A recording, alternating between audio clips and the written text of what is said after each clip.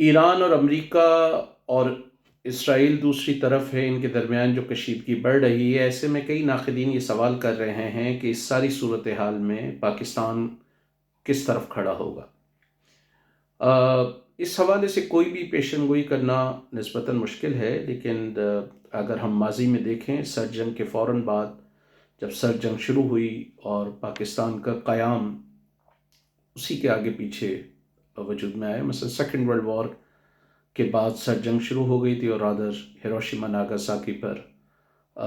دھماکوں سے پہلے ہی کسی حد تک یہ شروع ہو گئی تھی 1945 میں۔ تو تاریخ ہمیں یہ بتاتی ہے کہ اس کے بعد جو 50 کی دہائی میں اور بعد میں 60 کی دہائی میں سیٹو سینٹو کے معاہدے ہوں، جس میں ایک کو بغداد پیکٹ بھی کہا جاتا تھا، اس میں پاکستان مغربی سامراجی قوتوں کے ساتھ کھڑا ہوا۔ کورین وار پہ پاکستان کا جو نقطہ نظر تھا وہ یقیناً سوویت یونین یا سوشلسٹ بلاک کے ساتھ نہیں تھا۔ بالکل اسی طرح جو ویتنام کی جنگ ہے، اس میں بھی جو نقطہ نظر پاکستان کا تھا، بلکہ کچھ ناقدین کا خیال ہے کہ ہم نے بلا واسطہ طور پہ امریکہ کو مدد کی بھی پیشکش کی تھی۔ اس کے علاوہ U2 کا فیمس طیارہ ہے کہ فیمس کیس ہے کہ بڑا بیڑ کے بیس سے ایک امریکی جاسوسی طیارہ اڑا اور اس نے سوویت یونین کی مخبری کرنے کی کوشش کی، وہاں جاسوسی کرنے کی کوشش کی، پائلٹ پکڑا گیا، اور اس کے بارے میں دعویٰ کیا جاتا ہے کہ اس نے کنفیس کیا کہ وہ پشاور سے اڑا تھا، اور پاکستان اور سوویت یونین کے تعلقات وقتی طور پہ کافی کشیدہ بھی ہوئے۔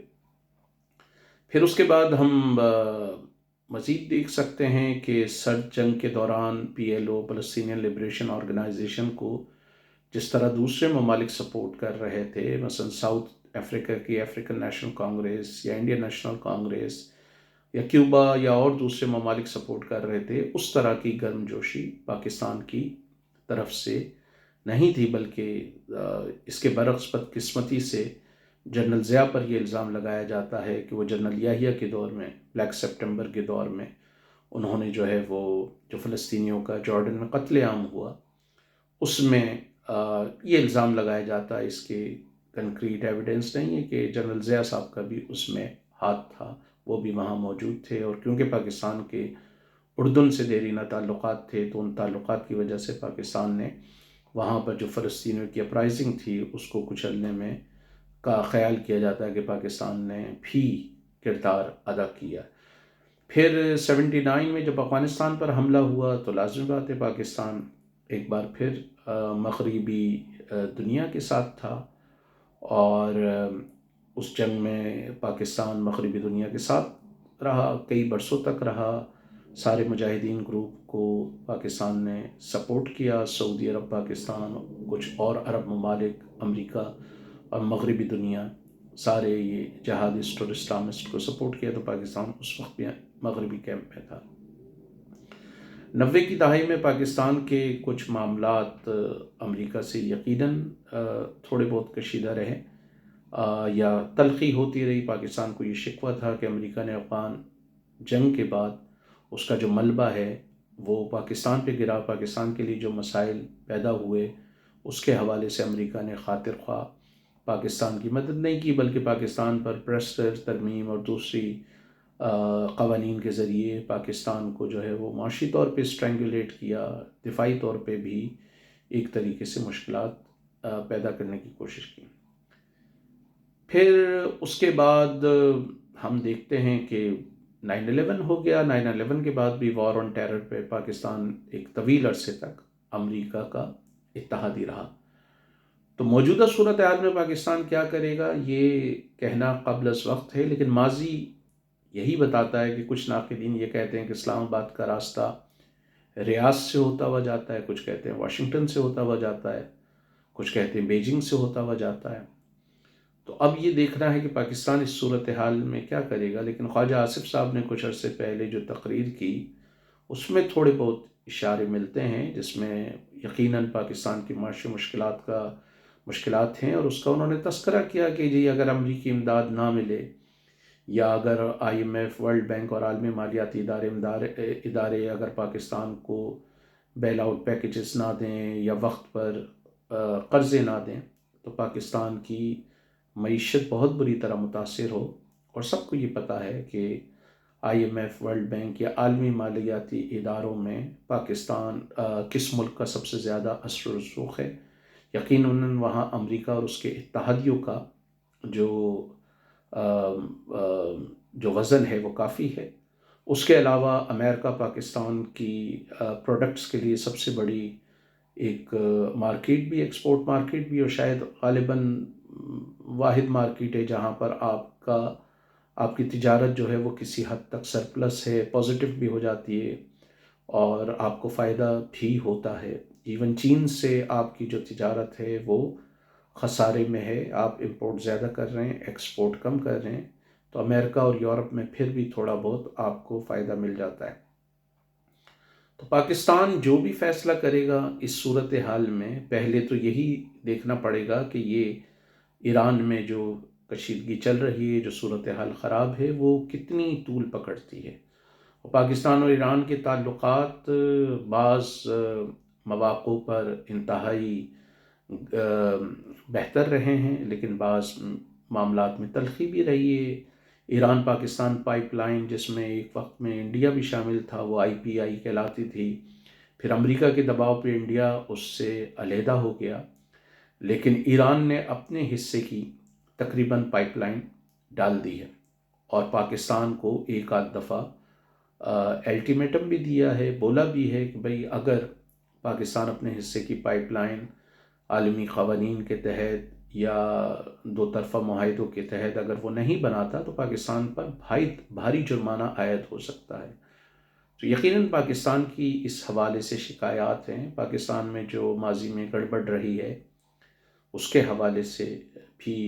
کچھ حلقوں نے پاکستان میں ایران پر جو ہے وہ انگلی اٹھائی ہے،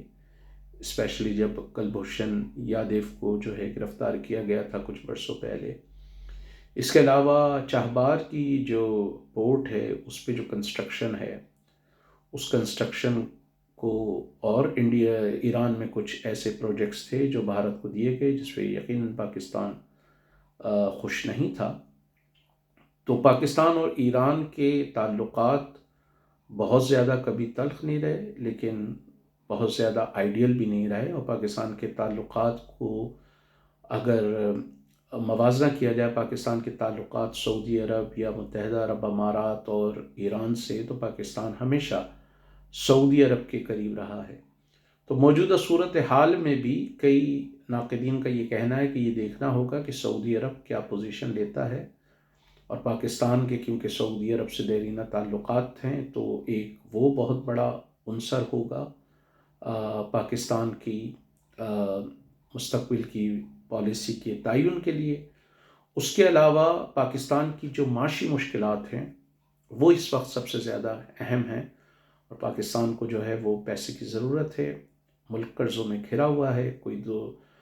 پاکستان پہ اندرونی اور بیرونی قرضہ جو ہے وہ آلریڈی $150 بلین سے زیادہ ہے. کچھ اندازوں کے مطابق تو ایون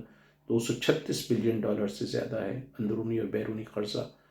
جس میں چائنا سب سے بڑا کریڈیٹر ہے. سب سے زیادہ اس نے قرضہ دیا ہے، لیکن اس کے ساتھ ساتھ پاکستان کا بڑا انحصار عالمی مالیاتی اداروں کے قرضوں پر بھی ہے، اور یا ان سے منسلک جو دوسرے ادارے ہیں، ایشین ڈیولپمنٹ بینک ہو، پیرس کلب ہو، وغیرہ وغیرہ. اس کے علاوہ جو امریکہ کے قریبی اتحادی ہیں، سعودی عرب، متحدہ عرب امارات، جو پاکستان کے بھی قریبی اتحادی ہیں، ان پر بھی پاکستان کا مالی امداد کے حوالے سے بڑا انحصار ہے. ماضی میں سعودی عرب نے کئی دفعہ پاکستان کو تیل کی سپلائی کے حوالے سے کریڈٹ فیسلٹی دی. تو پاکستان کا جو بھی فیصلہ ہو، ماضی تو یہ بتاتا ہے کہ پاکستان نے ہمیشہ مغرب کی طرفداری کی ہے بین الاقوامی امور میں، چاہے وہ بالواسطہ طور پہ ہو یا بلا واسطہ طور پہ ہو. سوئس کینال ہو، کورین وار ہو، ویتنام کی جنگ ہو، کسی حد تک فلسطین کا کسی حد تک مسئلہ ہو، 79 میں افغان وار ہو یا وار آن ٹیرر ہو. تو دو جنگوں میں، وار آن ٹیرر اور جو افغان جہاد تھا، اس میں تو پاکستان بہت قریبی اتحادی رہا ہے. اس کے علاوہ سوویت یونین کے خلاف بھی جو ملٹری پیکٹس ہوئے ہیں پاکستان اس کا بھی حصہ رہا ہے، تو پاکستان کی 70 سال سے زیادہ کی جو تاریخ ہے اس میں ایک بڑا حصہ پاکستان نے مغربی ممالک سے دوستی نبھانے میں